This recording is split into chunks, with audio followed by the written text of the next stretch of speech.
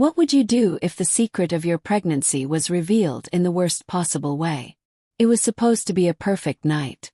I had spent hours preparing Ethan's favorite lasagna, setting the table with the finest dishes we owned, and even lighting a few candles in an attempt to create the perfect atmosphere. Tonight wasn't just about dinner. It was about earning my mother-in-law's approval. After weeks of tension and disapproving glances, I had hoped that this meal would soften her heart, that she would finally accept me. But the night was destined for disaster in ways I never could have imagined. Vivian, my mother-in-law, arrived precisely on time, her heels clicking sharply against the hardwood floor. Her perfectly painted lips curled into a polite but distant smile as she surveyed the setup. I swallowed my nerves and greeted her, trying not to let her cold gaze shake my confidence. Ethan, my husband, kissed my cheek absent-mindedly, oblivious to the anxiety pooling in my stomach. I had been hiding a secret, one that had filled me with both excitement and fear. 6 weeks pregnant.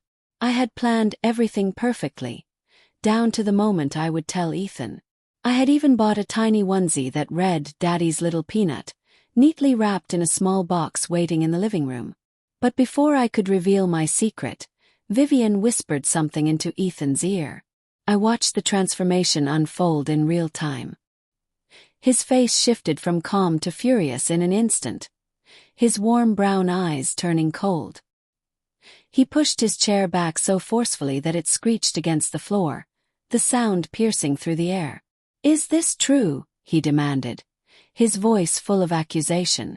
I blinked, confused. "What? Have you been lying to me?"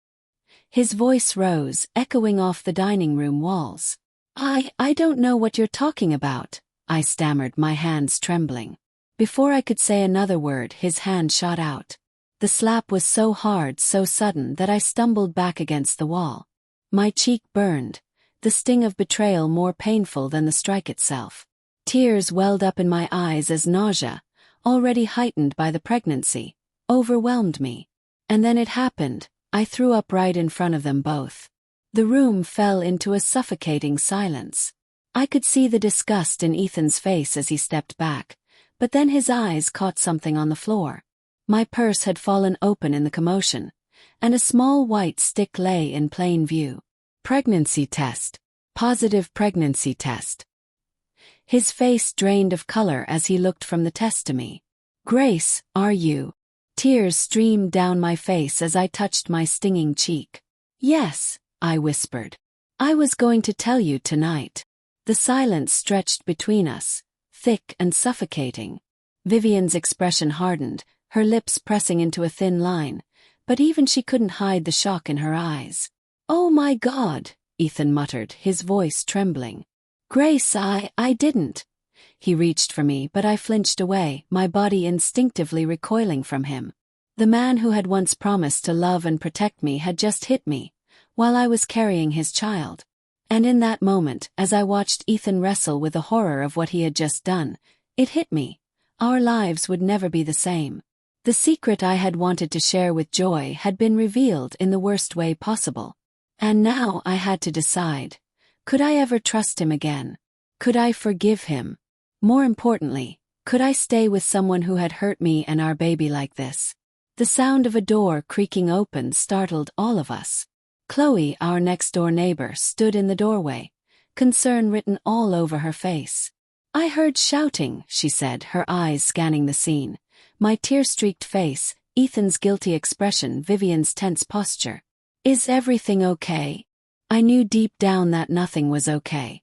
And that nothing would be for a long time. I still remember the day I met Ethan, as if it were yesterday. It was a Friday afternoon at Carter's coffee shop in downtown Austin. I had been grading papers, my third-grade students' homework spread across the table. Ethan had spilled his coffee all over them, and his frantic attempts to salvage the papers made me laugh. "I promise I'm not usually this clumsy," he had said, dabbing at the worksheets with napkins. "Please let me make it up to you. Coffee. Or maybe dinner." That's how it started. Simple. Oui. Perfect. He was everything I had ever dreamed of. Successful but humble, funny but responsible. And he looked at me like I was the most fascinating person he had ever met. Our first year of marriage was beautiful. We bought a small house, talked about our future children, and spent weekends making plans.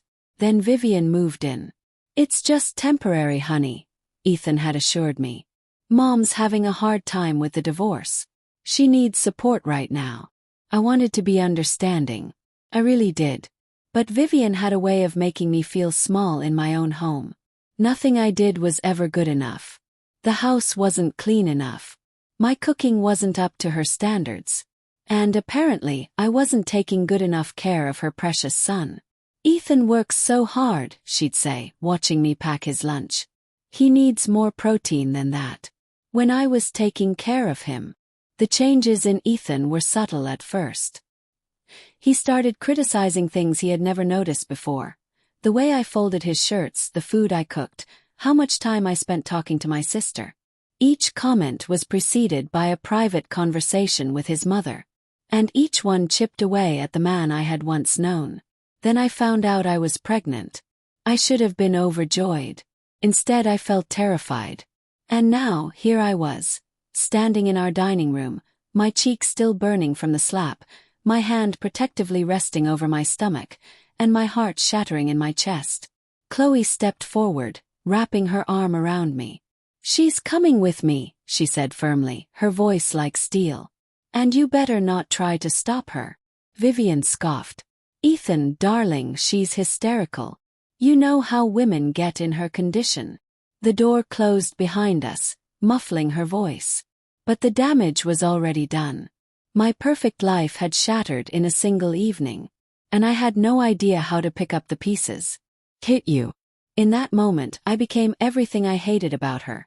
Controlling, violent, ready to believe the worst.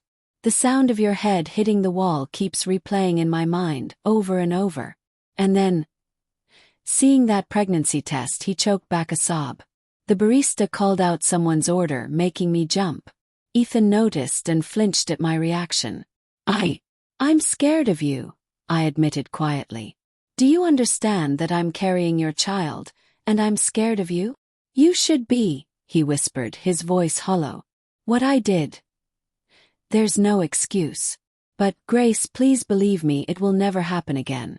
I'm starting therapy tomorrow. I already had my first consultation. I need to understand why I let her control me, why I became this person I don't recognize."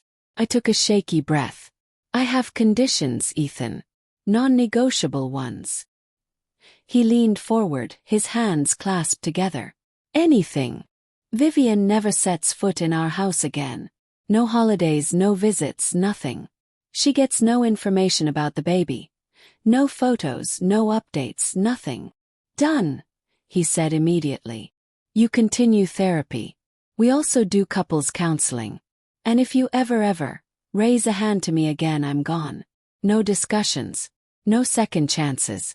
I'll press charges and file for full custody." My fingers clenched into a fist as I spoke. "I understand." He reached for his phone, pulling up an email. "I've already found a couples counselor." He slid a business card across the table. "And this is my lawyer. I've asked her to draw up papers giving you full custody if I ever become violent again. One incident, that's all it would take. The papers are being prepared now." My hand trembled as I picked up the card. "You're serious about this?" "I love you, Grace. I love our baby. And I hate myself for what I did." He looked down at his hands. When I heard that heartbeat, I realized I was becoming the kind of father I never wanted to be. The kind that makes their child afraid. The silence between us was heavy, filled with unspoken fears and fragile hopes. Finally I spoke. "I'm not coming home today," I said. "I need time. And we start couples counseling first." He nodded, relief visible on his face. "Can I? Would it be okay if I came to the next doctor's appointment?" For the first time since that horrible night, I felt a tiny spark of hope. "Yes," I said. "But Chloe comes too." "Of course," he agreed quickly. "Whatever you need to feel safe." As we sat there, the afternoon light streaming through the coffee shop windows, I realized we were at a crossroads. The path forward would be hard, filled with counseling sessions and rebuilding trust. But at least now there was a path. The next 2 weeks were a delicate dance of boundaries and small steps forward. Ethan attended therapy sessions twice a week, sending me photos of his check-ins. Our couples counselor, Dr. Martinez, helped us begin the long process of untangling years of manipulation. But Vivian wasn't going quietly. "Ethan, your mother is outside my classroom again," I texted him one Tuesday morning. Through the window, I saw her sitting in her silver Mercedes, watching the school entrance. My third graders were at recess, but my hands shook as I typed. His response was immediate. "Don't move. I'm calling the police." 15 minutes later, I watched through the classroom window as 2 officers approached Vivian's car. She played the perfect victim. Tears, trembling hands, a concerned mother worried about her son's marriage. But when they told her to leave, her mask slipped. "She's poisoning my son against me," she screamed, loud enough for me to hear through the closed windows. "She trapped him with that baby." My classroom aide, Ashley, placed a protective hand on my shoulder. "Want me to film this?" she whispered. "Might be useful for that restraining order you mentioned." I nodded, grateful for her quick thinking. That evening, during our counseling session, Ethan broke down when I showed him the video. "I never saw it before," he said, his voice hollow. "How she really is. She acted exactly like she did when Dad left. Screaming, making accusations, playing the victim. And I." He looked at Dr. Martinez. "I always believed her version of everything." "The generational pattern of abuse is strong," Dr. Martinez said gently, her tone calm yet firm. "But Ethan, you're breaking it. Every time you choose grace and your child over your mother's manipulation, you're breaking it." As my due date approached, we faced another challenge. Vivian had somehow discovered which hospital I'd registered at. "We need to change hospitals," Ethan said, showing me a message his cousin had forwarded. "She's already trying to get information from the maternity ward." So we switched, registering under Chloe's address and ensuring the staff knew about the restraining order. It felt extreme, but seeing Ethan take steps to protect us helped rebuild my trust in him. "You're doing the work," Dr. Martinez said in one of our last sessions before my due date. "Both of you. That's what matters." Labor started at 2 a.m. on a quiet Tuesday. Ethan called Chloe first, then followed our practice plan. Hospital bag, car seat, security cameras checked. No sign of Vivian's Mercedes near our home. The delivery room was calm, nothing like the chaos I had feared. Ethan stayed by my head, holding my hand and whispering encouragement. Chloe guarded the door, our self-appointed sentinel. After 12 hours of labor, our daughter, Lily Grace, entered the world screaming her little lungs out. "She's perfect," Ethan whispered, tears streaming down his face. "She looks just like you." That first night home, Ethan installed new security cameras, changed all the locks and added extra lighting. But inside it was just us, our little family of 3. "Welcome home, Lily," I whispered as I carried her into the nursery we had created together. A month later, Ethan came home from the store, his expression unreadable. "I saw Mom today," he said quietly. "At the grocery store." My heart stopped. "What happened?" "She tried to approach me. Asked about Lily." He squeezed my hand. I walked away, called security, followed our plan. I released the breath I'd been holding. "And how do you feel?" "Sad," he admitted. "But certain. Our daughter will never know that kind of love, the kind that hurts, that controls. She'll only know the real thing."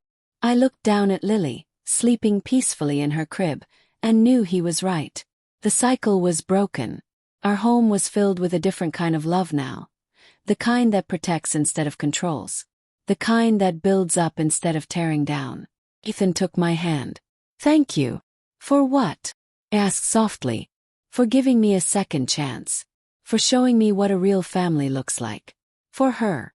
I leaned against his shoulder, feeling truly safe for the first time in years. "We did it together," I said quietly. And we'll keep doing it every day for her.